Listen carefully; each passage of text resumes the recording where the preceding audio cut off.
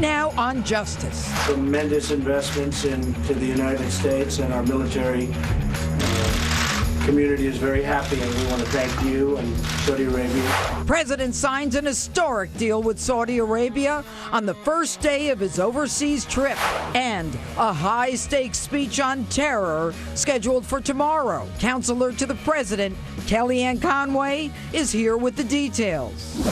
Plus, wait till you hear why this congressman says Saudi Arabia is rolling out the red carpet for President Trump when they virtually ignored President Obama.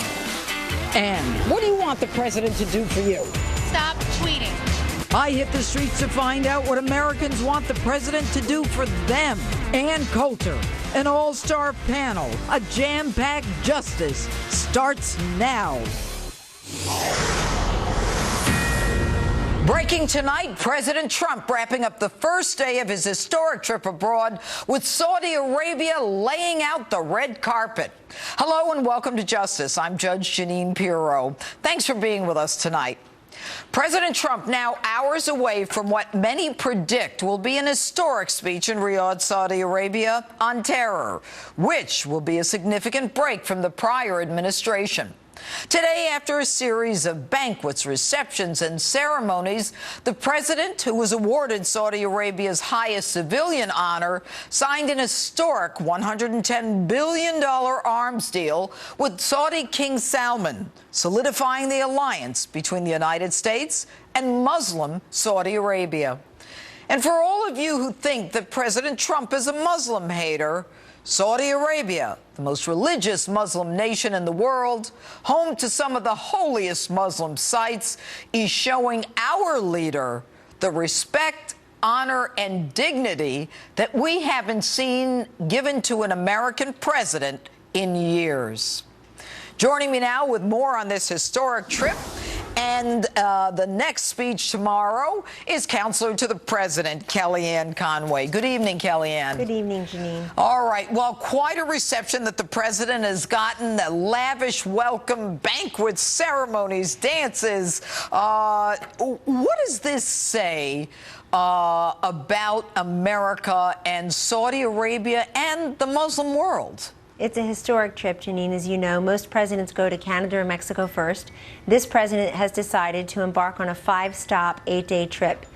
And he begins in the seat of the Muslim world, where many of the most important monuments, if you will, or holy places in the Muslim religion are in this country. Tomorrow, he'll deliver an historic speech in front of those who are representing 50 Muslim countries. And he will really call to action everyone to come together in unity to defeat terrorism and extremism.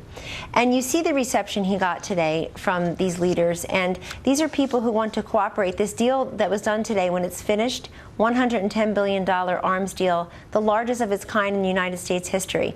This helps Saudi Arabia to push back extremism and terrorism as well. They're certainly facing that there. We know Iran is a threat to everyone, including our neighbor Israel, our friend Israel. And of course, the president, when he leaves Saudi Arabia, will go on to Israel, will go on to the Vatican, will go on to Sicily, to the G7, and of course, NATO in Brussels. So it's a historic trip that starts here, and it's not just symbolic, it's substantive. Because these investments that were made today, as Secretary of State Rex Tillerson noted as well, these are investments in American jobs, American infrastructure, and the idea that you've got the media on this side, this side of the Atlantic Ocean arguing about whether the president should even remain in office is so ridiculous when you compare it to what he's doing out there as the president of the United States. It doesn't look like anybody there in Saudi Arabia is paying much attention to the nonsense over here. Well, let me ask you this, Kellyanne. What is the significance of the president on his first international trip selecting Saudi Arabia as his first stop? Well, it's exactly what I'm saying, that he wants to go right into the heart of the Muslim world and show unity with them in defeating terrorism and pushing back extremism. Every religion wants evil out of its way. Every country wants evil out of its way. And we need to get serious about this. This trip is significant because it reestablishes certainly America's dominance as a global leader, but also we continue to build these relationships with allies around the globe. And we're looking for cooperation in what the president has said from practically day one of his campaign, let alone his presidency, Jeanine, which is we want to push back on those that want the death and destruction of good people. And he's gone to Saudi Arabia also to show unity with these Muslim nations. 50 are expected to be represented tomorrow for this speech. I understand President el-Sisi and the leaders of many countries are going to be there. So is this signaling a start of a new chapter in the Middle East where the United States is realigning with its former allies? I mean, is this significant in terms of a repudiation of Obama and, you know, the Iran deal? Well, I haven't heard anyone lately mention President Obama in terms of thinking about this trip, and that tells you something. The only time I've heard him mentioned in the last couple of days is when people on TV who are experts in this field talk about how Saudi Arabia and other such allies had to suffer through 8 years of not showing cooperation, of not really having a strong relationship and cooperation toward defeating terrorism and extremism. It also means that we are looking towards building these relationships and these alliances across the globe, and that we recognize the growing threat of Iran, a country that was delivered pallets of cash during the Obama administration and made a terrible deal that even some Democratic senators like Chuck Schumer and Bob Menendez were critical of. Instead, we are talking about Iran now as a leading, if not the leading, state sponsor of terrorism, who's a direct threat to Israel and direct threat to peace-loving people around the globe. Okay, and what is the significance of the First Lady being on this trip? I mean, you know, she's been in New York with Barron, and now apparently she's with the president now that school is over. But her being with him, what signal does that send? Well, it's not a signal so much as the substance of it is that we have this brilliant First Lady who's an immigrant herself, who understands the rich diversity of the globe, and who is side by side with her husband on this trip, the President of the United States. She speaks 5 languages. I know everyone's going to focus on how elegant and gorgeous and poised and dignified she is, all of which is true.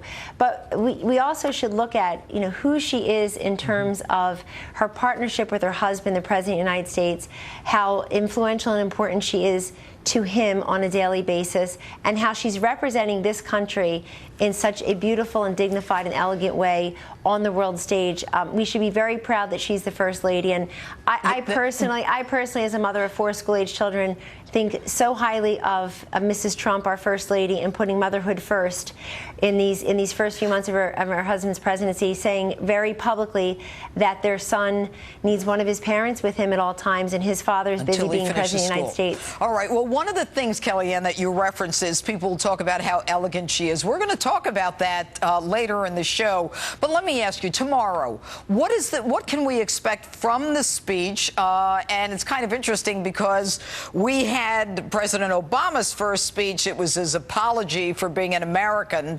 I suspect it'll be a little different tomorrow from President Trump. It will be different. You know, we're not there to impose our values and our customs on the rest of the world.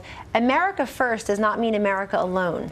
And that will be one of the themes of this speech as well. It's building those relationships and the cooperative attitude, and then indeed the cooperative action together to push back on the growing threats around the globe, including, of course, in the Middle East, and not especially, against radical terrorists and extremism. I mean, this is something the President of the United States believes that all children, Muslim children, Jewish children, Christian children, atheist children, ought to live in peace and ought to be able to pursue their dreams as well. And you will hear a lot of that tomorrow. Kellyanne, the last question. We just have a few more seconds. There's a lot of question as to whether he'll use the term Islamic terrorism tomorrow. Do you know? I won't get ahead of the president's speech. It's been previewed this week to the press as well for those who were interested in being on the calls with senior administration officials. And the previews are very consistent with what I just said tonight. Look, this president has been very clear about his view. And he's also been very clear about his willingness to go to the Middle East and share those views and find some cooperation. All right. Kellyanne Conway, counselor to the president, thanks so much for being with us tonight. Thank you, Jeanine.